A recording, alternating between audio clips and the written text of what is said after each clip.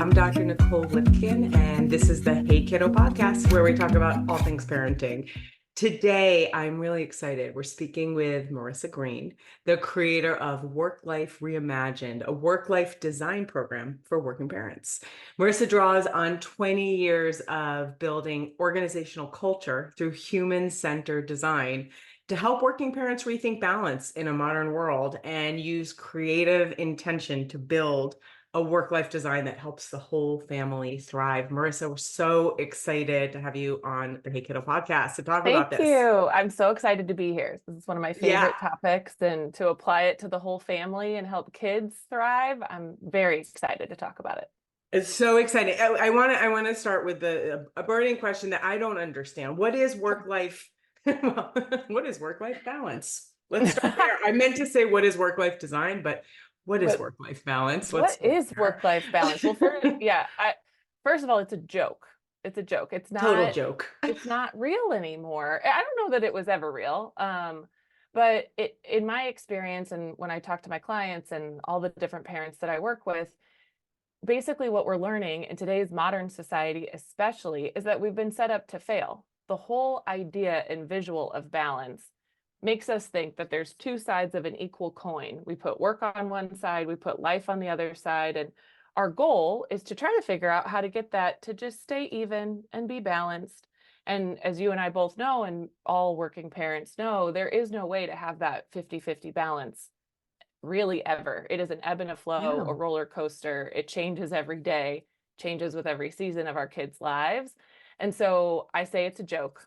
I say it's like Yeah. balance is not actually real. That's not what we're striving for. When we do work-life design, it is not to strive for balance. It's really to design from an intentional place. How do you go through those ebbs and flows? And how are you going to make intentional choices every day that work for you and your family? Right. I love that. I literally have never, in the 20 plus years that I've been doing this work as a clinical and organizational psychologist, I literally have never understood that term because I Right. don't understand why work is separate from life. Like work is for it's so much part of our identity. For Mm-hmm. it's such a big part of who we are. Mm-hmm. I've never understood why it fell on opposite ends. Like, and it's Right. for those of us that choose to be working parents, when we can learn to do it in a way that whatever meets our design, like how we want to Mm-hmm. intentionally Mm-hmm. show up, it's a great thing to model for our kids. So I It just, is. I've never understood why they're opposite ends of the spectrum. Makes no Well, sense. and I think when we put them at opposite ends of the spectrum, something happens, and that identity piece is really, really important. So one thing that's been coming up in my work with people is I'm starting to realize that, especially for working moms, something happens, used to be physically when we would go into an office. Now it's a little bit more Yeah. philosophically when you show up on a Zoom call or whatever it might be. There's almost a shedding of the personal parenthood identity. So if I keep imagining people walking into an office and all of a sudden, like, the baby rattle, the bottle bag, the yoga sweats, whatever, kind of fall off, and as you walk into the office you put on this whole other persona to go into the office.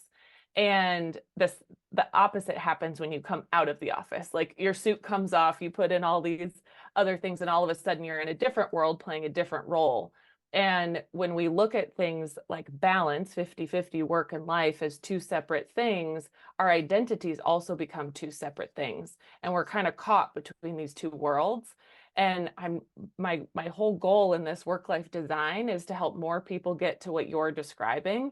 How do Right. we actually look at the two together and have one identity that works in both places? Because our energy is zapped because we're trying to be too many different people in too many different places, and it is all one life.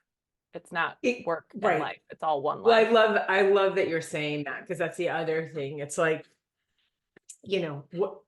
what is the workplace persona? Like, are you, unless you have a psychological disorder where there Maybe are that's multiple my problem. personalities, like you are showing it is part of who you are, and to expend the energy trying to stuff it or keep it Right. compartmentalized is really hard. Like I remember I used before COVID. traveling a ton. I just Yeah. traveled a ton, but I would also be in New York at least once a week with Okay. clients.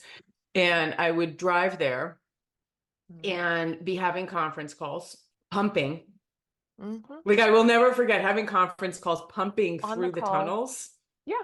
Oh, Everyone uh-huh. saw my boobs. Like being Right? in like public bathrooms, pumping, like just doing Yes. it where I had to do it. Like that, I Yeah. didn't all of a sudden once I was with clients turn that off. Like that was It's part it of what, just yes. it's But part of what that life was at that point. right, right. And what's interesting though is I think only over the past maybe, well, especially since COVID, but probably even the past 8 years, has that become more acceptable, right? That Hmm. where the idea of a woman pumping in a conference room or bringing her baby to work as a newborn, like Right. people did not do that before.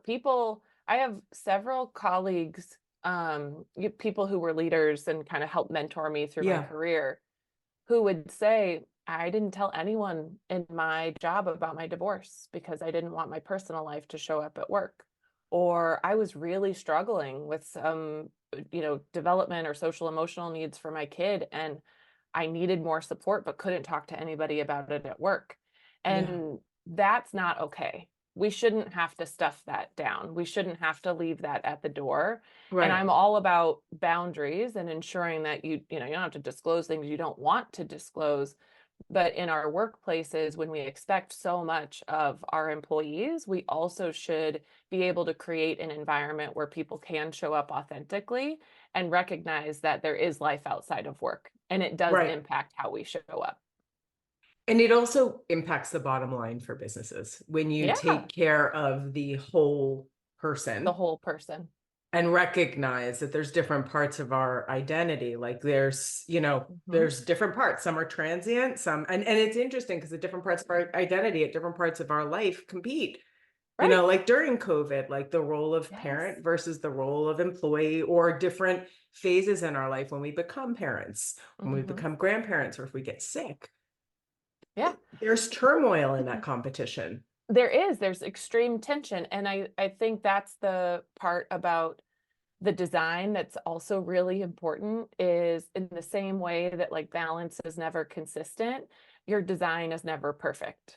Like there will be a Mm. day that the boundaries get completely blurred. And like my favorite example of that is when you've got a big meeting or you're like sometimes for me I do a lot of workshops, so I know I'm on in a workshop and I get the text, your kid's sick, she forgot something, like whatever happened where then the lines get blurred and all of a sudden 5 minutes before your workshop you're like, okay, who's on point, like who's going to take the thing, or Yeah. and so it's never going to be perfect. And so it's also that idea of letting go of the concept that we have to always get it right too, that we've got to Hmm. be that we're never going to fully be present as a parent.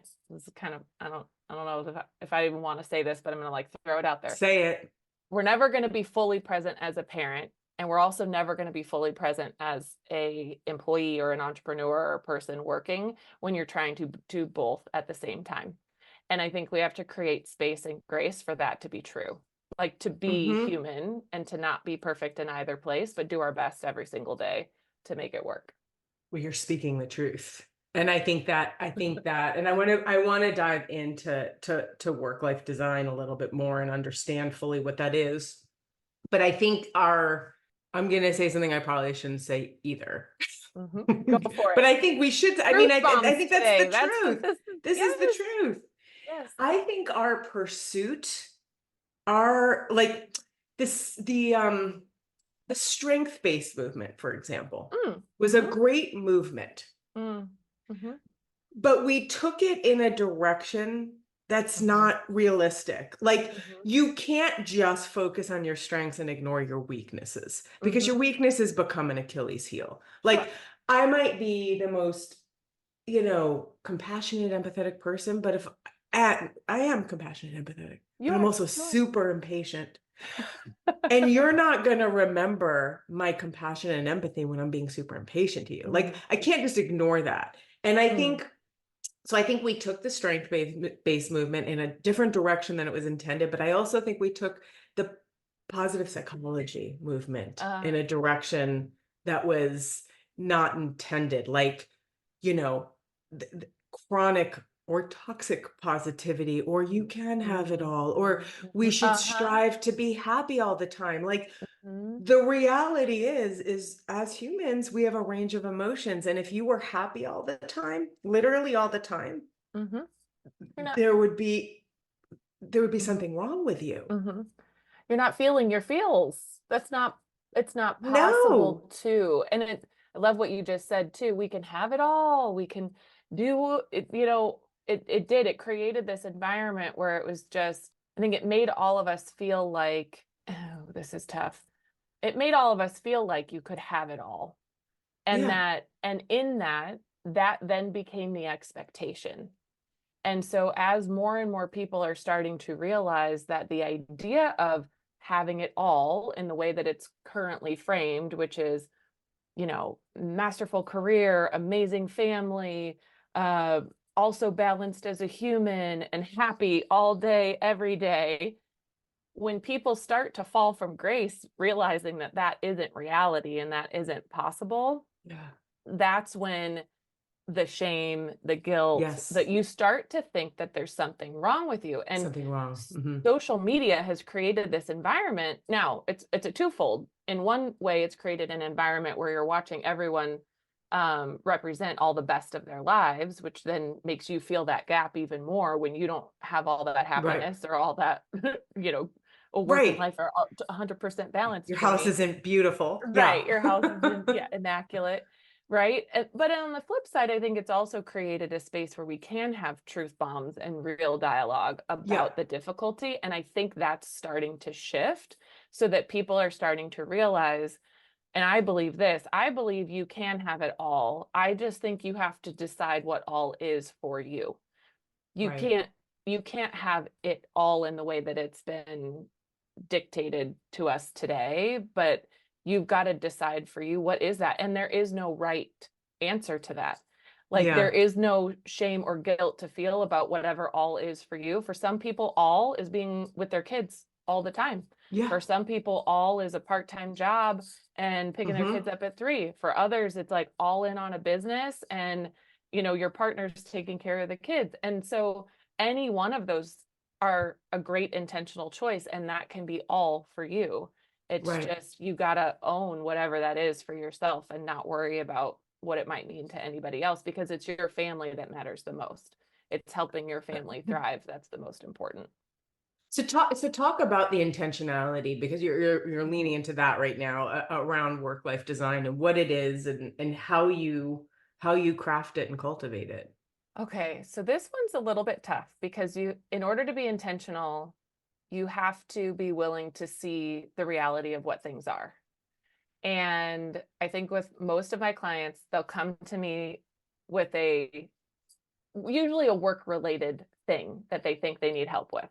It's either I need to grow my capacity so I can get a promotion, or gosh, I'm really bad at time management and I need help finding balance because I'm bad at managing my time. And most of the time, what we find is that underneath it all, it's not so much that people are bad at time management. It's not so much that they don't have capacity for the promotion. It's that they just aren't being intentional about what they really want their work and life experience to be like. And in most cases, people have gotten to a place, this is, of course, just with my clients, this is not a standard statement for everyone in the world, Yeah. but people have gotten to a place where work has crept in and has become the thing that they are intentional about. And life becomes whatever fits in around it. Mm.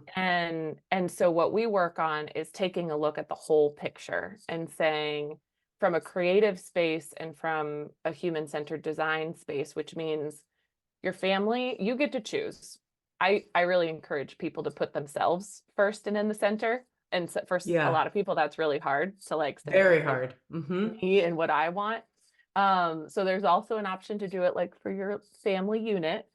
But the whole concept of human-centered design is that you put the person or the group of people who you want to design for in the center. And for a lot of my clients, that's like their biggest aha, because they come in with a problem that is focused on work and wanting to grow a capacity or do something to shift what they're doing at work. And when we start to put them at the center or their family at the center, all of a sudden the design changes. All the things that are happening around them, the perspective shifts. And so that intentionality is all about being willing to see what reality is, putting yourself and your family at the center, and then designing around that. Now, look, I'm a realist. In some workplace circumstances, you can't 100% design for your family at the center. So then those become bigger questions and, bigger things to uncover in terms of what people really want. And are they in situations that can support the design that they really want to have? But the intentionality really comes with the willingness to open our eyes and see what life looks like with our family at the center, or yourself at the center, in a best case scenario. Right. It's a very interesting way of looking for things, and it's very hard. I'm curious why you think, in your experience, people come identifying the work problems first, or people tend to put the work first. I think that they are easier to see. It's harder to see. Okay, let's take burnout for an example, right? And I'm not a burnout expert, so you can check me on this if I'm right about this or not, because I think you know it better than I do from a clinical standpoint. But in my personal experience of burnout, I didn't even notice it was happening until it was already manifesting in my body. Now, I went to a coach and a therapist before it was manifesting in my body, but the thing I went to them for was, I'm really struggling with managing everything I have on my plate. Like, I'd really love some help getting more organized, or I'd really love to grow my, whatever, like basically help me get a promotion because I can't manage what I've got on my plate and I want to get, farther. I didn't even realize the impact it was having on my body. Oh, sorry. I didn't realize. Like that. It's like that news. Remember that guy that was on news in BBC or something? And the little kid comes in the back. That's exactly what it is. That's exactly what it is. Can I answer her question? Of course, please. Sloan, what's up? She has a fever. She's sick today. Oh, Sloan. Oh, thank you. Look at this. Oh, hi. Little princess. Oh my gosh. It's So Nicole. sweet. Did you say hi? Hi, Sloan. Sorry you're honey. not feeling well. She says, sorry, you're not feeling well. So anyway, you don't even notice that the real issue is happening to you, because I was so focused on, how do I get better at my job? How do I manage my time better? How do I get more organized? And then all of a sudden the burnout started manifesting in my body. And then the other thing that I started to notice, and this one's hard, is, and relatable for all you Hey Kiddo folks, is I didn't even realize also how that was rippling into my family until 2 years later. Like, I can look back now that I've been on the journey that I've been on and done the work that I've done, thought about what intentional design looks like for our lives, which is different all the time. I can look back and be like, holy cow, like these moments, I start to remember these moments and like what my interactions were like with the kids. Like what? Like, okay, I'll give you a great example. Yeah, no, this is great. Scott and I, that's my husband, we were like looking back at videos, and probably about 3 months before I started to have like headaches and the body manifestations of burnout, we had, during the pandemic, decided to go to Utah for a month. Sounded wonderful. It was wonderful. We had a great time. Worked in Utah while also having the 2 kids home with us. So we were both working. We had both the kids home with us, no help from other people. So it was insane. Let's be real. That was a completely ridiculous thing to do. We split our days. I worked from 6 to 12. He worked from 12 to 6. Then we tried to finish things up at night. Anyway, we were watching a video from that time. And the video is the kids dancing in the living room of this place that we had rented. I'm sitting on one couch, Scott's taking the video. And as this video goes on, you just, like, I completely check out. Like, I am not present whatsoever. Wow. At one point, I'm even like on my phone, but probably not really doing anything special on it. I was so at my max. I couldn't even be in the moment with them. And they were being so adorable. They were Yeah. so cute. They're dancing. And Emerson comes over at one point, puts her hand on my knee, and I don't even like check into her at all. And Hmm. so that now looking back, I mean, gosh, if I had seen that a year ago, I'd probably be like sobbing. But Yeah. you know, we do the best we can with what we've got in the moments, and we learn from them, and try to do better the next time. But Right. it shows up and you got to be willing to see it. And sometimes that's harder to see than the fact that you can't manage your time in the office. Absolutely. Well, thank you for sharing that. And I think one of the things you're also, hitting on that's popping up in my brain as you're talking is I think a lot of us, well, look, globally, the entire world during the pandemic, Yeah. I don't think I think we minimize this. Mm. Like we all experience, and I know trauma is a very big loaded word. I I I get that. But we all collectively experienced trauma. And in fact, the psychological community coined pandemic trauma stress experience. Ooh. Yeah, and it's interesting that everyone Mm. experienced Mhm. because Oh we yeah. all had Yeah. stress experiences. Like I don't care if we're like, oh, I was fine, I was fine, I was fine. Just coping with Mhm. the grief, whether we lost someone or not, life changed. Yeah. And In just a and when millisecond. in a millisecond, and when things change, there's grief, there's loss. It was constant change and ambiguity, and we're not designed for that. Mhm. It was, the people that are in professions that care and help other people, it was dealing with other people's stuff, even if you're not, even if you were like entering, like, a software engineer behind a computer, like you're still Mhm. dealing with other people's stuff. Yeah. All of us collect, like one of those things can take down the human brain. All of us were Right. dealing with all of it. So Yeah. we all experience shifts, and that shutdown, it's very interesting Mhm. because I wonder what that would have looked like also, like Mm. if it happened 10 years ago or whatever, before, like if you had Mm. kids 10 years, whatever, like Right. Right. none of us got out of this unscathed, and Right. none of us went through it unscathed. And I Right. think that when we talk about shame and guilt and all of that, these are those, again, this is part of the human experience. These are emotions that Mhm. are part of the human experience. But we spend as adults so much time shoving down, like, why am I still feeling anxious? Why am I still feeling depressed? Mm. Why am I still feeling burned out? Right. Like, instead of just being like, I'm still feeling anxious. I'm Still still feeling, feeling it. but Yeah. the Mm. why and the shoving down and the hard to admit part as adults, why is it Mhm. still happening? Mhm. Well, it should still be happening. It's kind Mhm. of like I always equate what happened with the pandemic as a car accident. Like you get in a car accident, all of a sudden your nervous system spikes up, your adrenaline Mhm. spikes up. And it Mhm. isn't until you chill out, your body chills out, that you feel the pain and the emotional pain. Right. It's the same Right. with this. Like our body, like it's over, it's done. But this is when this stuff spikes up. But we're also living in a world where we're inundated with all this like kind of stuff, Mm. politics, Right. environment stuff.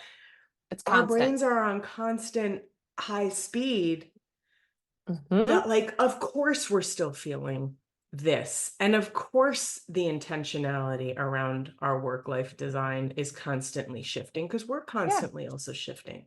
Because we're shifting. Life changes every single day. And Yes. this is such a great point because they've been doing, you know, during the pandemic, they did all these studies on burnout because everyone was burning Mm-hmm. out. But they've continued a lot of them, and still 89% of workers say that they're still burnt out. Yes. And the funny thing is, I bet they were before the pandemic too, Sure. because I've in all of its difficulty and trauma, the pandemic also offered an opportunity for reflection Yeah. and an opportunity for also, I don't know if I'll go as far as saying a collective awakening. Like I don't mean to be Mm-hmm. that like big with it, Yeah. Yeah. but it created an opportunity for people to reflect and recognize that things could be done differently. And Yes. I think we're also in this phase. Part of the reason that I love what you're saying about like feel it, be in it. It's okay if you still feel burnt out. It's okay if you still feel shame or guilt or whatever the things are, because you got to feel that stuff to figure Yeah. out what a creative next step might be. And if you're not even feeling what it feels like to experience reality or real life, you're going to just keep kind of staying on the hamster wheel because it feels comfortable. Right. Feels comfortable to just keep doing what I was always doing, Yeah. and not really recognizing or taking a deeper look to say, like, is it really working for me? Like, Right. is Right. it really working for me and my family? Am I like, you got to feel the pain so that you can recognize it, because otherwise you just kind of think everything's okay. And like, is an okay life okay? I don't know. I kind of want more than an okay life. I just want Yeah. a little.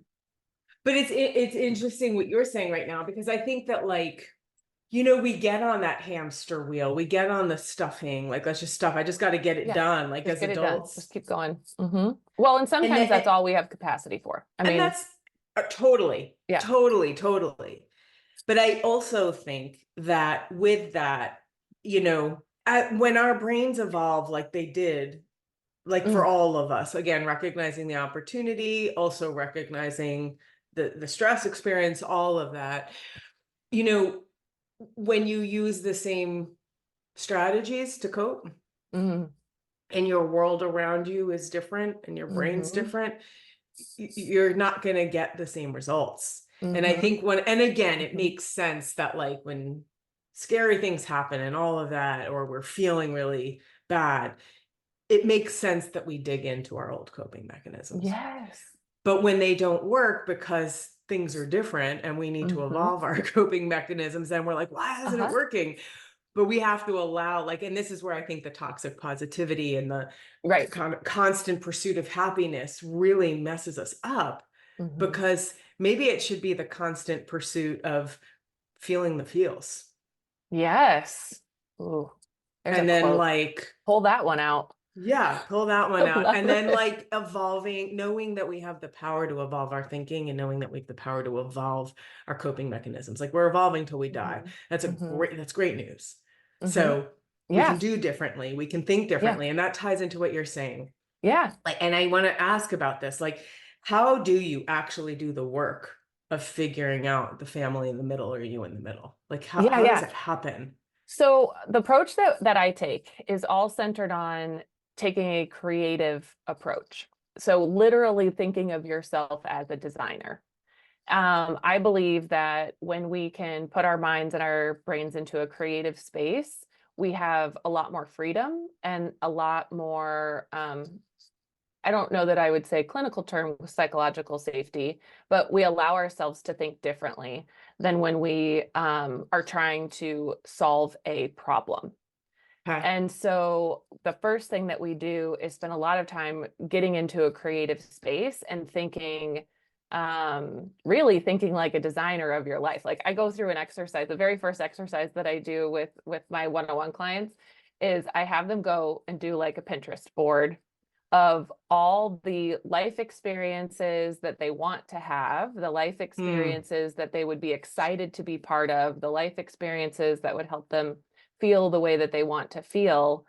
And Like a we vision board kind like of a thing. vision board, but it's a little different in that the perspective that I ask them to take is not one of achievement. Like, it's not a vision Hmm. board to say, like, this is what I want my life to look like in 5 years, or this is what I want my life to look like at the end of this. It's literally a creative juices type of experience to say, how do you put your mindset in a place of what possibilities are? And don't Hmm. hold on to them yet. Don't let, that's not your design. Your Pinterest is not your design, but it's to get you in the creative space of feeling free and feeling safe to dream of the possibilities. And the one reason that that's a really important first step is most of the time when you ask someone what they want from a work-life design standpoint, there is an immediate deterrent after they say it. Well, I would love to like start my days at 10 o'clock, but gosh, that's not possible. My boss would never let me do that. I'd love to take a 2-week vacation this year and go to Europe but I just don't have the time. I've got a huge project. You immediately go to a place of limitation, not immediately, but a lot of people go to a place of limitation because it doesn't feel possible. And so part of human-centered design, when you're doing it inside organizations or inside, community structures, is to do the discovery from a creative space. There's like photo design where you actually go around communities and take pictures and like discover from a place of creativity. And so I try to bring that into someone's life so that they can say, from a creative space and a place not of limitations, what could the possibilities be?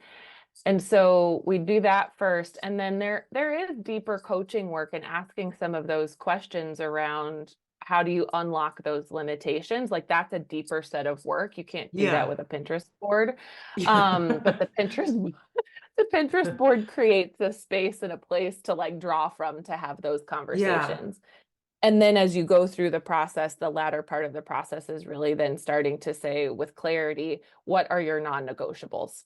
Yeah. The only way you can build a design is to understand what you will unapologetically build a boundary around. And you have to be willing to be unapologetic with the boundary. And I've found over time, I didn't know this right away for myself, and I also didn't know it right away for my clients, but you can't start with too many boundaries in too many places. They're too hard to hold. We've lived a life of saying yes to a lot of things. We've, been on that hamster wheel for a while. Like you can't all of a sudden just walk in and be like, nope, I put a box around every single thing in my life. And so we start small and we start with the ones that you can get comfortable Give me around. an example. Give me an example. So like I'll give two examples because I think it's important to show both sides. So example one, let's say I want to have dinner with my family every night at 5. That's a tough boundary. Like not Very not a lot tough. of people can like make that happen. So you could have your boundary or your non-negotiable be, I want to have dinner with my family every night at 5. Or you could say, I'm going to have dinner with my family at 5 one night a week. And I'm going to practice and be intentional about setting that boundary so that people understand that it's important to me. And so it becomes something that you communicate to your team. It becomes something you have an out of office on in your email. Like the follow through of the intentionality is actually what's more important than the like saying the boundary itself. Because what I find, especially in workplaces, is that in most cases, if you are reasonable with what your boundary is, like going to dinner at 5 one night a week is pretty reasonable. Like people will respect the boundary, but if you communicate it to them, if you don't remind them and tell them every Wednesday, this is my night for dinner with my family, they're going to put a meeting on your calendar at 5 o'clock. And if you don't have an out of office, they're going to expect you to show up at that meeting at 5 o'clock. And so you have to hold the boundary. But I find that if you can pick one thing, do it small, do it really well, and get comfortable with realizing that people will respect your boundaries, then you can start expanding it. Then it can be, okay, I'm going to do it on Friday too, or I'm going to do something different for myself in the morning, go to the gym and show up at work at 9:30. I also want to show the flip side though, because I think this is really important. Our kids learn to respect them too. And as working parents, it can't always be about setting a boundary or a non-negotiable with work. Sometimes it also has to be about setting a boundary or a non-negotiable with our families. And that those are sometimes harder, right? They're children. It's like my daughter just like came in, she delivered me coffee, which was amazing, but it could have been like, Mommy, I need something. Mommy, I need you. Mommy, Right. And so those are harder to hold, but equally important to set and communicate. So if it's something like every Saturday, I need to be able to wake up later and like have some of my own time to reset and get ready for the weekend. First of all, it's a perfectly respectable boundary to have. So many parents think I worked all week, I got to wake up and be on the second my kids wake me up on Saturday morning. Not true. Don't have to. They'll be fine. Tell them they can be on their iPad, tell them to read a book, whatever it is. You cannot come in my bedroom until 8 o'clock. This is not a boundary I have, but I have clients who do have this boundary. And so you do the same thing. You have to remind them every Saturday at 8 o'clock. They're going to come in, but you remind them and you reset the boundary. But that practice of the reminding and holding it unapologetically, that's what allows you to be able to realize that the boundaries are possible, that people will respect them, and everyone will be okay. But you can't take on too many all at once. Like, you're not going to be able to do like a life overhaul, day one of your Right. work life design, because they're hard to hold. I mean, you do this work, Yeah.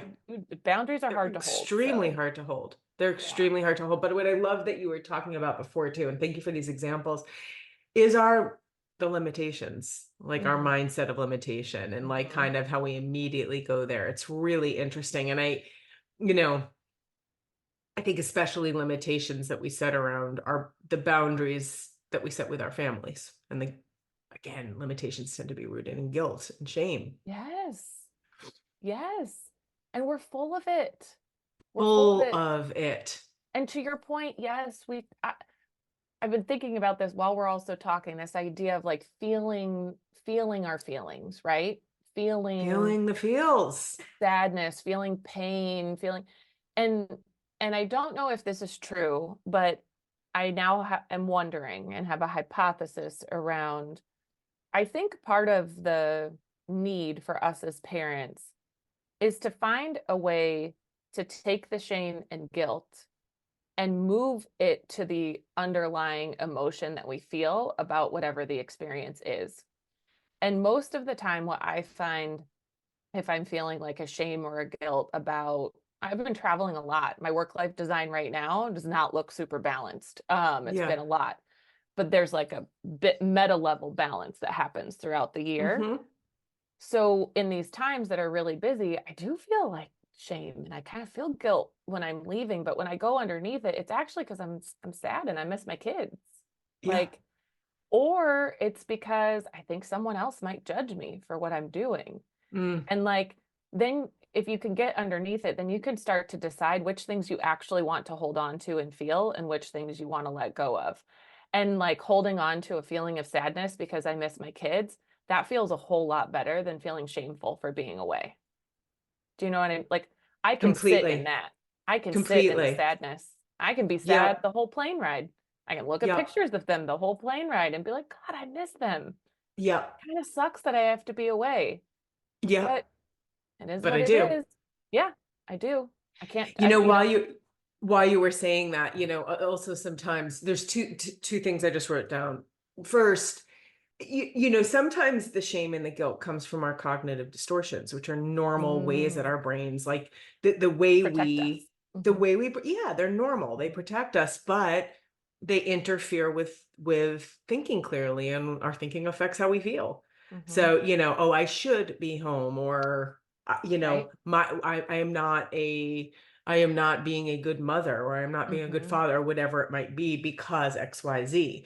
Hmm. It's our distortions in our head a lot of Yes. times that create this. And I do think, again, when we allow ourselves to feel the feels and really get to it, Hmm. we can also allow ourselves to think about what's at the root of it. Like, what is our Yes. thinking pattern Hmm. that's Hmm. creating this? And Yes. dig. And Yeah. I always love this technique in working with companies, like the why, like asking Mm. yourself why The 5 whys. seven times, or Hmm. is it five whys, right? Yeah. Like, Or just 7. go, I don't go, know. go, go. I don't know what it is, Yeah. but go, keep going, keep going, Hmm. keep going. You also mentioned, and I think this is a biggie, you mentioned judgment. You mentioned judgment, and it feels like that's a biggie. And like, the as humans, we're so self-focused. Even those of us Right. that don't feel it, we're very self-focused and think everyone's Think looking at everybody us, else is looking at us when in paying reality attention. they're worrying about what I might be thinking about them. Like, Right. it's so silly. Yeah. Right, because no one has time to pay attention to anyone No. else. But like, No.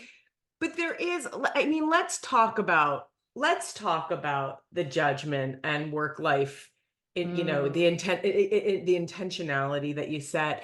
I think there are camps, like the stay-at-home mom Hmm. versus the working mom. Hmm. And there seems like it always like reminds me of, like, you know what's it called, West Side Story.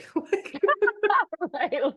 Like the On the two playground, gangs. the like stay-at-home moms versus the like mom who just got back from the office. Yeah. No, Yeah, it's true. It's yeah. It's like, you know, let's dive into that a yeah. little bit. Okay, this one's really hard for me because, especially since leaving corporate and doing my own consulting and starting the coaching, it's like been an identity crisis again. Like what, oh, wait a minute, which camp am I in now? Like, I don't know which side of the, am I the Jet or the, what are they? I Whatever, don't know. I don't remember. East I Side don't of West remember. Side Story. I don't know. I Yeah. don't know whose team I'm on.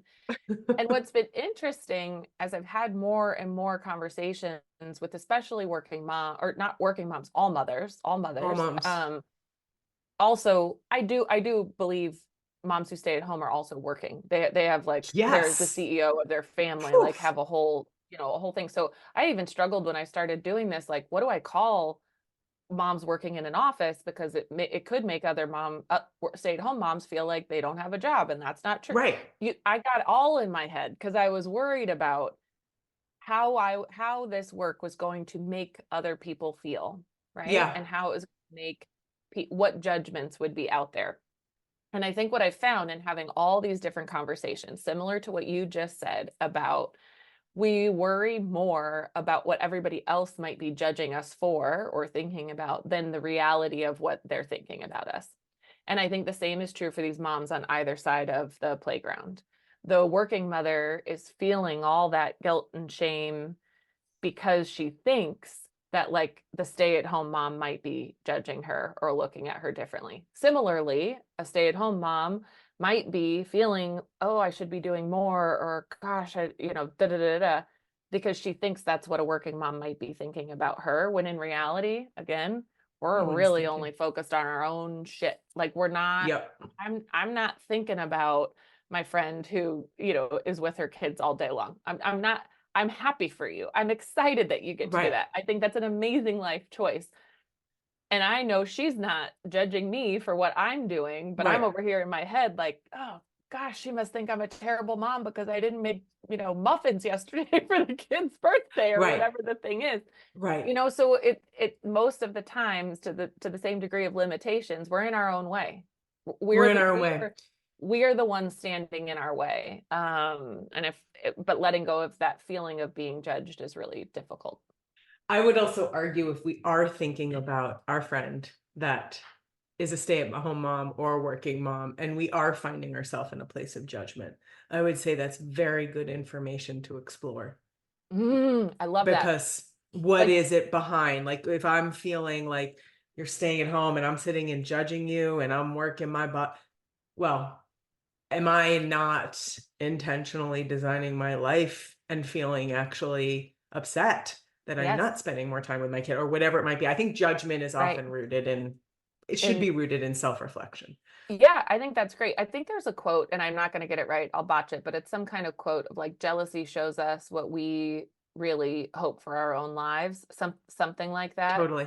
And I think you could replace jealousy with judgment. I think yeah, that's such a good point. That Yeah. element of, if you're seeing something in someone else that makes you feel a certain way, Yes. it maybe it's because you're missing it in your own life. It's a Yeah. big one. I think Well, and that's that's part of I the, think that's a topic we should explore another time. I I think love it's a that. big, it's a Love it. biggie. Yeah. I want to ask you about, with work life, with setting the intentions, with designing your work life the way you want to Mhm. and the way you can. How does this impact kiddos? So I'll speak first from my own experience because Yeah. I feel most rooted in it, and not being like a clinical psychologist, I don't want to comment on that part. So let me tell you my experience, and then let's unpack what you think that means, how Yeah. that might ripple for other families. So in my experience, what I've seen is my our ability to be connected as a family significantly grew when we got intentional about putting, I did Mm, start it first with me in the middle. To be frank, that's why I'm a big believer that as parents we need to put ourselves in the middle first and take care of ourselves first, and everything else will ripple. yeah. Throughout the journey, though, after putting myself in the middle, we started to do it collectively as a family and put the whole family in the middle. And the shift in our ability to connect has been the biggest and greatest impact, I think, on the kids. So that's not only my ability to be present, but actually our ability as a family to protect our time, like to protect the things that are important to us, Yeah. to protect our moments of connection to ensure that, you know, if we say we're going to do dinner at 5, we darn do our best to be together to do the dinner at 5. 5's unrealistic. 6 o'clock. Let's go back to sleep. Yeah. But early bird special comes a little later. right. But the other part about it, so I would say, like, number one, the ripple effect to the kids is just a deeper, better connection as a family. Now, you could probably talk about what that then means, you know, clinically for their development and social emotional well-being. Of course. Like, it's you got to anyone have can that talk about connection. that. It's obvious that it helps. Right. It helps. I think the other thing that has been fascinating for me that I was not expecting, and that I've seen in a couple of my clients as well, that have been like farther along the journey, because this takes time. Like, you can get a new design in, I don't know, 6 to 8 weeks, whatever. Like, we could put it down on paper, but actually putting it into life and like doing the roller coasters and redesigning a couple times, like that takes a couple years. You're not going to feel the full effects for a while. So if you want a quick fix, this is not your jam, but what I've noticed over the past couple of years in doing it consistently and having the conversations with the kids is that they start to become owners of their own design too. They start to communicate and articulate what they want. Mom, Dad, I'd really love to just have downtime this weekend. Mom, you've been traveling a lot. Can we just have our own day, you know, on Saturday? Or, hey, they hold me accountable too. They'll be like, you said that we were gonna blah, blah, blah. It was part of what you told us and part of your design. You got to do it. And like, that has been like magic, because all of a sudden it isn't just about what Scott and I sitting and putting the kids and our family in the middle and making all these decisions.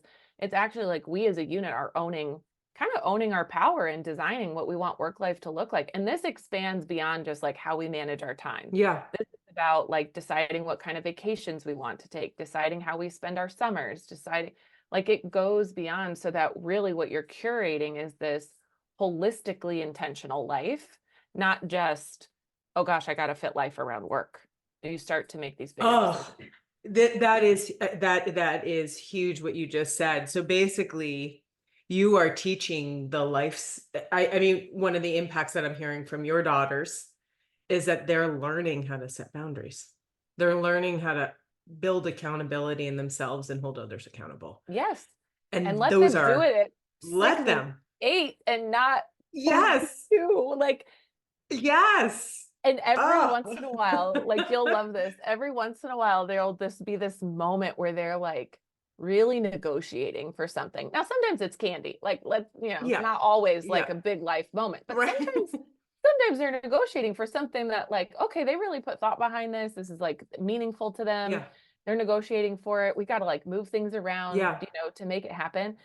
And holy cow, if in those moments I'm not like, what have I done? What have I done? Like, this is so hard. Like, it just made my life harder. But then, and in those moments, usually Scott can tell, he could like see the words coming across my brain, and he'll just be like, we designed it this way. We designed it this way. We designed it this way. And this is what we wanted. We didn't know this is what we wanted for them. We did it for us first. We really did. I love this. But like, I love it. Yeah, the impact has definitely been for them. So, okay, wrapping up, what are the top 5 things? I could talk to you for hours, and we will. What are the top 5 things that you want listeners to take away? Okay, I love this. I love that you asked these top 5 things at the end. Okay, so 1, work-life balance is a joke, so just let it go. As much as you can, let go that idea of like the 50-50 balance. I think go ahead and sit in the idea that when you're burnt out, it does have an impact on your family. Yes. That sucks. That hurts. That's like sitting in the pain a little bit. Like, shit, it does. But use that as fuel to start making the intentional decisions that you need in order to be able to help yourself and your family. And so with that, I would say, I wasn't sure if I was going to read the quote, but I'll read the quote. What you focus on grows, what you think about expands, and what you dwell upon determines your destiny, by Robin Sharma. And the thing I like about this is that whole idea of oftentimes our focus is really work, because sometimes that feels easier than focusing on all of the other things coming at us in life, and especially the difficulty of parenting. But just remember that what you focus on is what's going to grow. So if you're, how do you balance? balance? How do you create an intentional design where you're really focusing on the things that are most important to you? Like, it's okay if work is your priority. Be intentional about that being your priority, and make a decision about whether that's what you really want or not. I think the work-life design boundaries can create safety for the whole family. Like you can really be the one to help your kids learn how to create those boundaries, and it enables you to create connection and safety inside your families. And then just slow down. Yeah. Slow down. Sometimes we're running so fast, it's not even possible for us to feel the feels or understand that we're burnt out or recognize that we're jealous of the person who has more time vacationing or whatever. Or if Yeah. you're a person who works part-time and you're feeling jealous about someone's career, like, feel that. Slow down Yeah. enough to recognize that you want something different so that then you can get into a creative space to design it the way that you really want it to be. Oh, this is amazing. Marissa, thank you so much for being It on the was Hey so Kiddo fun. Thank podcast. you This for was having great. me. Thank Yeah. you. Thanks for listening to Hey Kiddo. If you like what you hear, give us a review wherever you get your podcasts. Learn more about Hey Kiddo at our website, hey-kiddo.com. Have a question for our experts? Email us at hello@hey-kiddo.com.